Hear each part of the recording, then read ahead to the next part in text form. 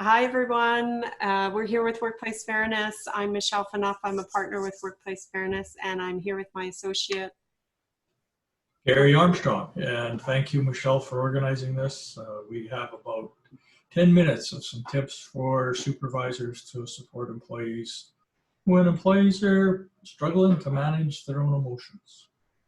Yes, thanks, Gary. It's a difficult situation that supervisors find themselves in fairly often. So maybe I'll just start kind of number one tip, right? Just be proactive, check in regularly. That kind of helps manage those highs and lows. One of the resources that we're going to share at the end of our time here is the mental health continuum. So there's some indication of where we are in our own mental health. You know, are we in the green zone or the yellow, orange, red? It's really good, I think, to share that with your employees and in your organizations to even give you some language in being able to check in to see where people are at. Or, you know, just I'm doing a check-in. How are you managing if it's been a difficult or stressful time? Or even if it hasn't, right? Just to regularly check in. Yeah. Yeah, and there's two parts of managing here, right?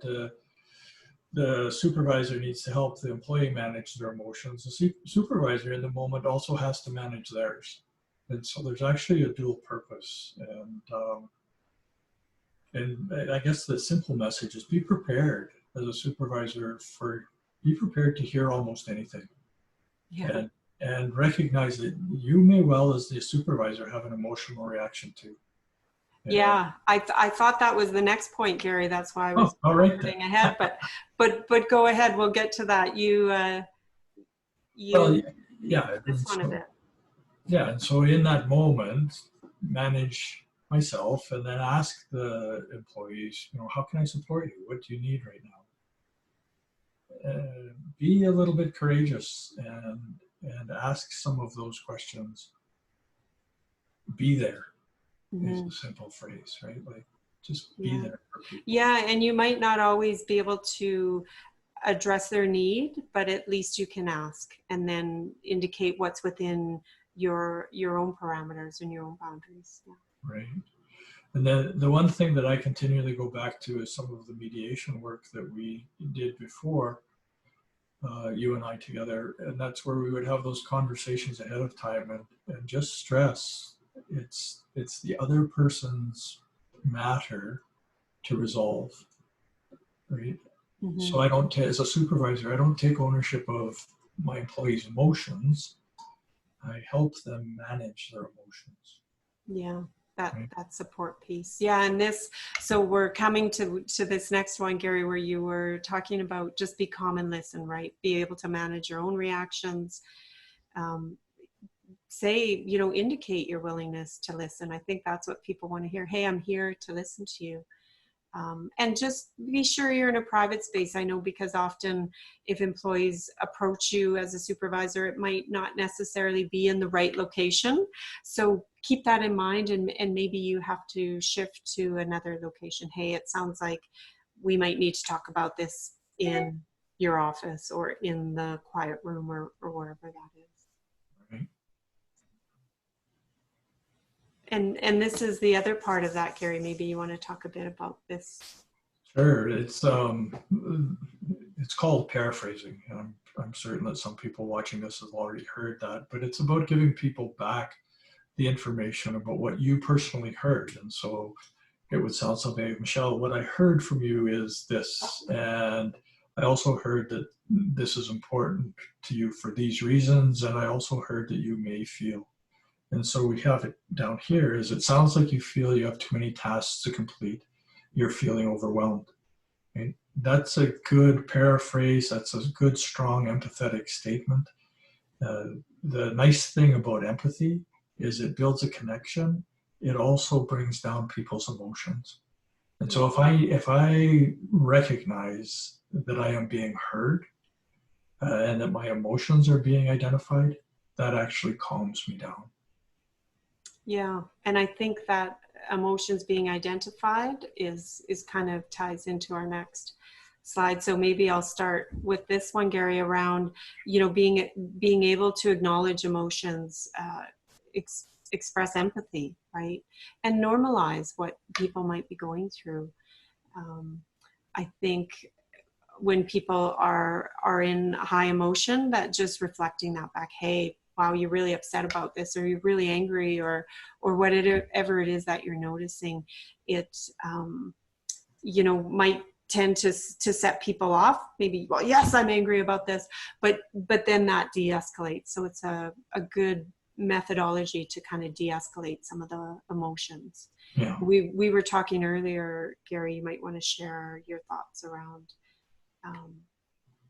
also allowing people to express their emotions too.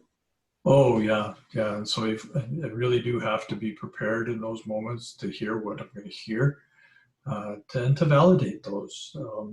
We talk here about it's normal to be stressed under these circumstances, and there is a physiological reaction that happens. It's a dumping of adrenaline and cortisol into our systems. It triggers the fight, flight, freeze. And so in those moments where somebody is very, very hyper, or even sometimes when people are very, very down, it's about confusion around the future of the circumstance. And we need to help them calm that down, recognize that that's a normal reaction to a situation like this, and also come to a place where they start to see that they can manage themselves in these moments. It's not pleasant, it's not easy, but it is manageable. Yeah, and I'm glad you mentioned the fight, flight, freeze, Gary. I was going to add it as a slide, but just a recognition that when people are in that mode, they're working from their brain stem. They're not in that logical thinking part of their brain. So we need to kind of allow people to de-escalate that so that they can come back to that logical thinking part of their brain. Right. Sometimes that can happen quickly, but sometimes it takes time. So just be aware of where that person might be. Mm-hmm. And number 5, just take some time and explore further. That might also get that person out of their fight, flight, freeze mode if you're asking questions. And maybe some of them are solution oriented. How can you successfully address this issue? How have you displayed resilience in the past? Maybe there's a change in perspective. How might this look when you're looking back on this 3 months from now? Just to kind of get them thinking in a different way, or allowing them to express in a different way. Yeah, there's a small portion of all of this that does involve somewhat of an examination of what's the problem here. However, the quicker we can move to the idea of solution focused, the quicker people can leave behind the weight and the burden. Yeah, and often what's the problem here comes at you pretty quick and strong, right? If an employee is approaching you, you kind of get dumped. Right. As a dump. So that's kind of what I'm thinking in my head. That often happens. Okay, and our last point, number 6, Gary, maybe you want to tackle that one. A lot of research around positive psychology. And in the past, there's been this notion of what's broken, we have to fix it, which is problem solving. The future is about what is great. And although in the moment it can be very, very difficult for people to see that light at the end of the tunnel, to see as that bridge we were looking at, that there actually is a point across that great divide, that positive questions can actually help people start to recognize that. And so even a comment and a compliment, I know that in the past you've been a real support for your clients. How can you use that support for yourself right now? Mm-hmm. Yeah, and what comes to mind when I'm looking at this too, Gary, is gratitude. I know there's been so many studies around that, so maybe that's another place that people want to focus on, right? What can you be grateful for right now? Right. And there's I picked it up just a week ago. There's a real quick trick on that, and it's taking the phrase "I have to do whatever" and substituting it with "I get to." Right? I have to go get groceries today. Ugh. Right? I get to go get groceries today. Oh, good. Right? I get to feed They Mhm. get, yeah. Yeah, that's a good point. So I just wanted to also share some further resources, specific, some of these are specific to COVID, but really I think in this time that we're filming this, where COVID is a predominant theme, is just, there's high stress for everyone. And so here's some good Yeah. connections, and also this perceived stress scale survey for people, so that they can just click on there and see where is their stress level, what kind of stress are they feeling. And perceived is a good question, or is a good way to look at that, right? Sure. Sorry, I did you want to add to that, Karen? Nope. I was just questioning where that slide was, and then you brought it up. Yes. So this is that mental health continuum we were talking about. This is specific to what supervisors and managers can do in these green, yellow, orange spaces. So I wanted to share that with people. And then there's also the, our own mental health and what we can do when we're in the green, yellow, orange, red zone. So Yeah, and of course, on it, the goal is wherever, right, is to, as much as possible, stay in the yellow and the green.